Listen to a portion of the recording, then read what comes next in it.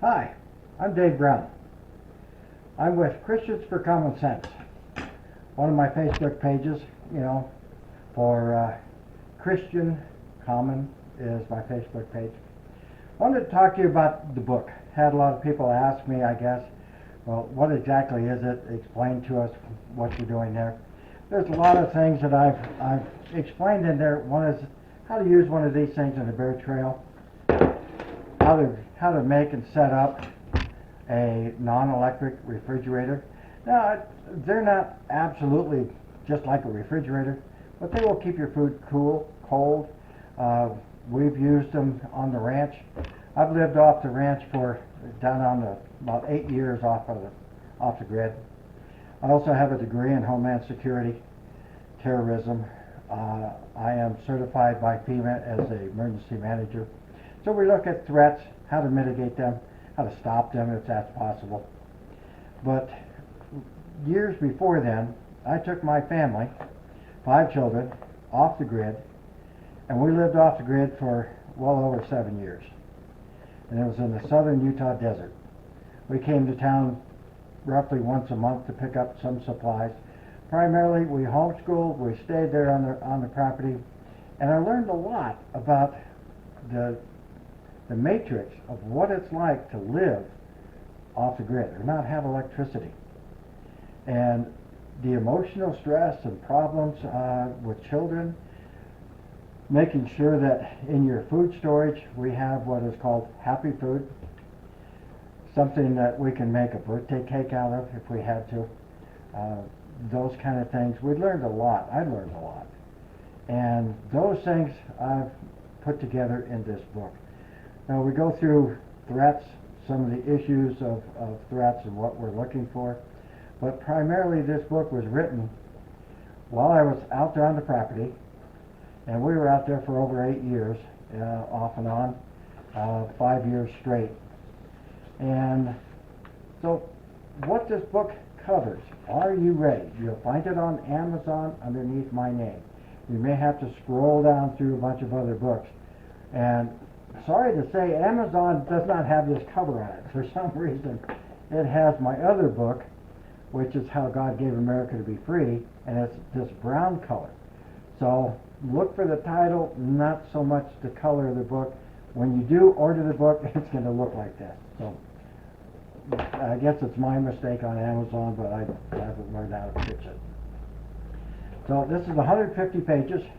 My book on How God Gave America to Be Free is 250 pages, and it's because I homeschooled. I looked for books that were, talking about our country in a proper light. Couldn't find anything. So I began my own research as to the journals, the old journals of the soldiers and the people who were living there at the time, and then wrote this book from what they said things were like or how it happened. But anyway, to get back to this one, Are You Ready? We go through the first chapter. Is kind of a foreword of why I moved off into the bushes like I did. We go through a chapter of lights and power and electrical grid and how vulnerable we are. The Russians, the Chinese, and now so many other countries are and have access to our electrical grid. It is primarily done on 3 different grids. And if they brought in and got into any one of those, and it's so easy to get into our electrical grid because from the 3 standard big electrical power things that we have, companies, they are then sold out to lesser and lesser and lesser companies. So in your area, I'm in a rural area, and this little town has this little electric company, and this town has their little electric company. So what the terrorists have done, they don't try to go after the big guys because the big guys have got a lot of devices to prevent somebody from interfering with what they're doing, but the little ones don't. So they grab the little guy, and then it's kind of like a spider web, and we just follow those little lines through this little guys. Pretty soon we'll get a code, they'll dump it in that, but that's how they got into our electrical grid. They at any time can throw a switch and we could go dark. We could do the same thing to them because we're in theirs as well. So it's a standoff. You do me, we'll do you, you know. So the idea that we might have a nuclear war, why would you want to destroy a country that you want to invade and use all of their equipment? That's my idea. So my idea is they'll throw a switch. Now in California, and I wrote about it in here, it's already been physically attacked out in Simi Valley. So they have the capabilities. We know there were Chinese operatives in this part of the country, and some of my other videos I talked about that as well. So I would, ask you to watch the other videos, because what's in those other videos, a lot to do with what's in the book, but to have a book that you can give for Christmas or gifts or birthdays, we could help our neighbors to understand what's going on, and so I think it's a pretty neat book. It's written from a guy, myself, who actually lived it. Not just read a couple of books and then wrote another book. I lived it. I've been in the Watts riots, I've been in Republic riots, I've been in Vietnam, I've been at Red Cross with the Houston floods and Baton Rouge floods. I've been there. I've seen it. So that's why I put together this book. So the first chapter, like I said, is on lights. Another thing is NET, Neighborhood Emergency Teams. So what we're doing here is how to organize your community, how to help them that we can continue with our water or security or other areas. Now when I was in the Watts riots, I noticed that there were some soldiers, Marines, who had barricaded their street and stood on the back of pickup trucks, and they had, their weapons and so forth, and the mob just walked right on by. Didn't bother them, just said, hello, how are you, and walked right on by. So we talk about how to develop neighborhood emergency teams that you can protect your street, or maybe if you're a small town like we are, you can protect your town. And then also getting a hold of Red Cross is a good idea too, because they get a lot of good ideas on emergency and CERT. Not a big fan of CERT, but because I think most people, when an emergency happens, they're going to help one another anyway, and they don't need to go through CERT. 72-hour kits, I talk about the disadvantages, and it's not so much disadvantage. Everybody should have a 72-hour kit. Don't rely on it, because it's just too small, too little. So, protecting your water supply. How do you protect your water supply? How do you put a 2,500-gallon tank underneath your eaves? How do you filter water? The different areas of filtering water. How do you get water out of a well that you've stumbled across and it's all closed up? How do you get water out of that well? I've talked to you about how to build a well bucket.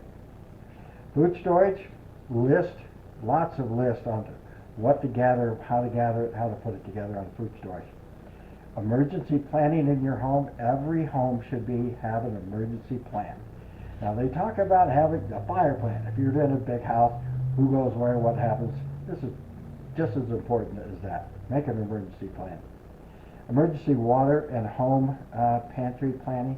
Once again, how to plan your pantry, how to buy stuff as you go. Now I've written this book years and years ago, and now we're having supply shortages. So you really need to put some money in food storage. Escape and evasion. If you finally come to a spot in your life, in your home, and in your city that you said, this is unsafe, I either stay or I go, and you decide to go. How do you escape? How do you evade? And I go through military tactics and so forth on how to do that. So, wilderness food planning. Once you're out in the wilderness, what do you eat? It's a whole different program out there in the woods. Bear trails. Now, this little thing here that we talked about, how to set up bear trails with a PVC pipe, how to store them, how to dig them, how to put them in the ground. Basic survival necessities. How to start a fire with a bow drill. Sounds simple, but if you don't have the right key, and that is the right wood, it's not going to work. How to chip arrowheads. Kids love to do that. They'd sit around all day long and chip arrowheads. And we hunted, making a bow and so forth and arrows. Building a wilderness first aid survival kit. What are the things that you're going to need? Now, for myself, I have 2 Army trauma kits. Sutures and blood thinners and coagulators. I mean, we have 2 of them. But some people don't want to go that far. And worth thinking about is the last chapter. Go through some just basic thoughts about how to prepare, philosophies of preparing, what it's like to be out there alone. And if you do decide to leave, be sure to have your walkie-talkies with you. You know, they only go up to 5 miles, but you need 3 or 4 of them for protection. Because if you could send somebody on a hill while you're digging up one of your bear trails to make sure nobody comes by and steals it, or just to survey the area, and you're down here and not everybody wants to walk up on top of the mountain, you know, those just little hints and things that I've found that I hope that will be helpful to you. And that is on Amazon. Are You Ready? David E. Brown.